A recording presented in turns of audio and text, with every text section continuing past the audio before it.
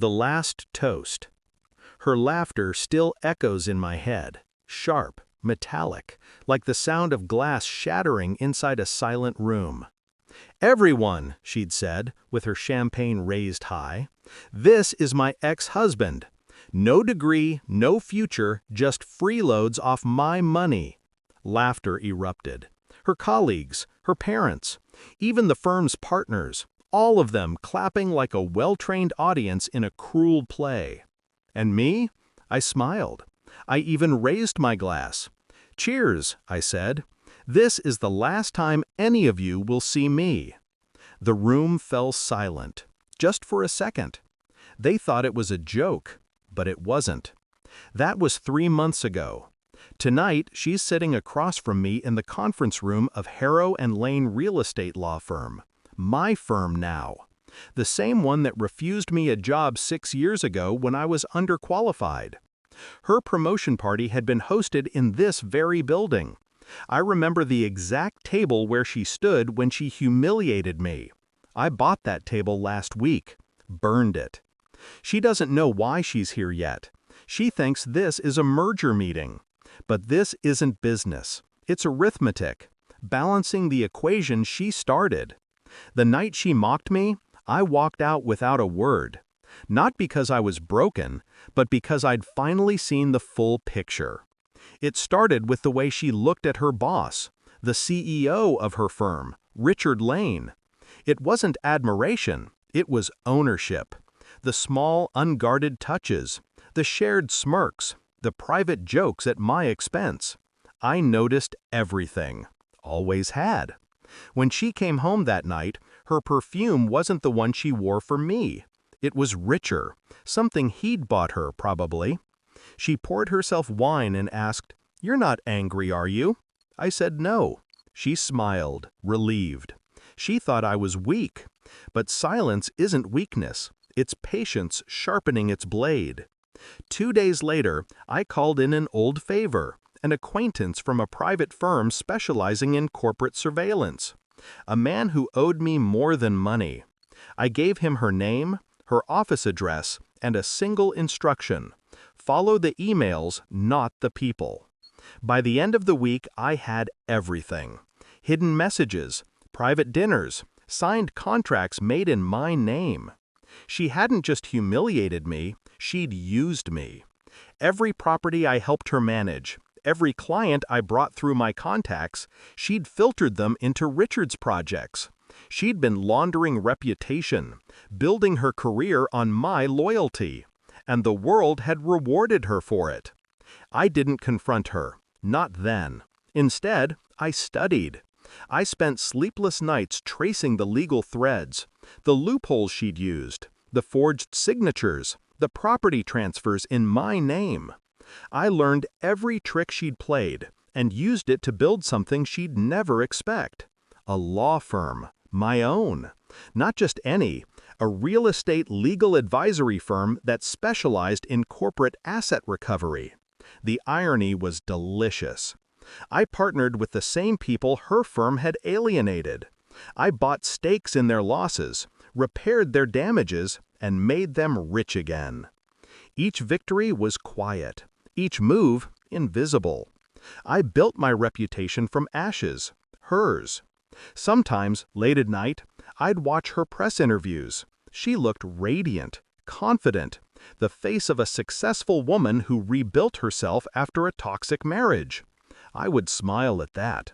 She wasn't wrong. She did rebuild herself, on my bones. But structures built on rot always collapse. I waited. I let her rise high enough that her fall would echo. 2 months ago, her firm made a mistake. They bid for a luxury property chain under a dummy corporation, Stonecrest Holdings. It was a massive deal, worth millions. A week later, that dummy corporation was bought out by me. She never knew. Then, she signed an acquisition document, transferring a portfolio of legal assets under Stonecrest's control, my control. When the dust settled, every key client of Harrow and Lane had unknowingly signed over their contracts. Their empire, her empire, belonged to me.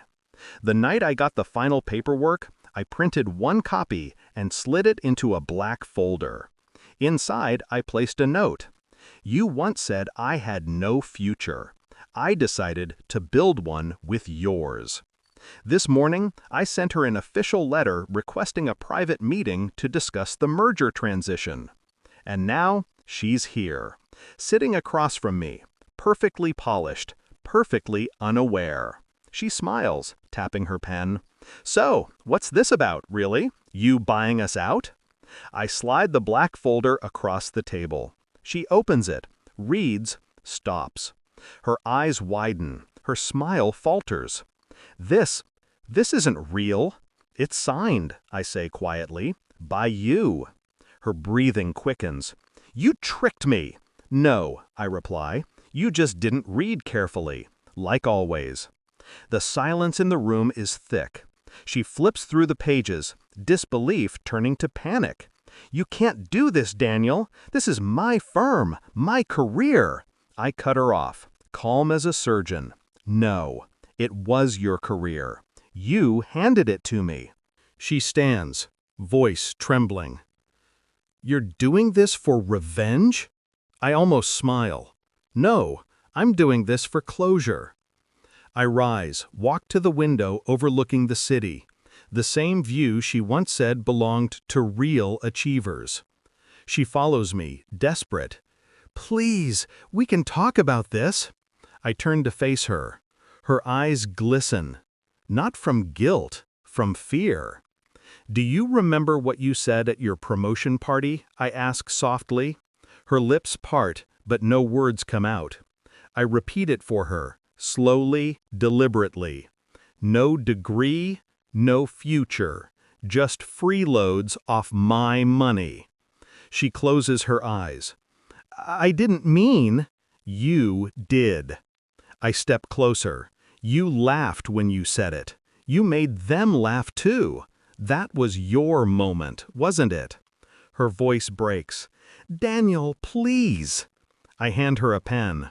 Sign the acknowledgement of transfer. It's symbolic. You already did the legal part. This is for me. She hesitates, then signs. Her hand shakes.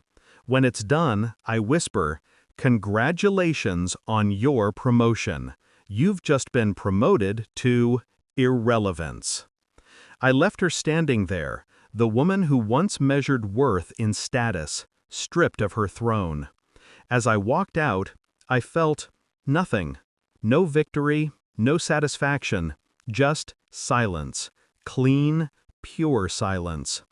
Outside, the rain had started. The city looked washed, like something old finally rinsed away. I lit a cigarette, though I hadn't smoked in years. Watched the smoke curl into the air like memory fading. She would survive, they always do. But she'd never walk into another room without remembering that night, when the man she laughed at raised a glass and disappeared, only to return as the ghost who took everything. I reached my car, opened the door and paused. On the seat lay the photo she once framed, us, smiling in our first apartment. She'd written on the back, "To my future." I looked at it for a long time, then left it there. I don't live in the past anymore. I own it.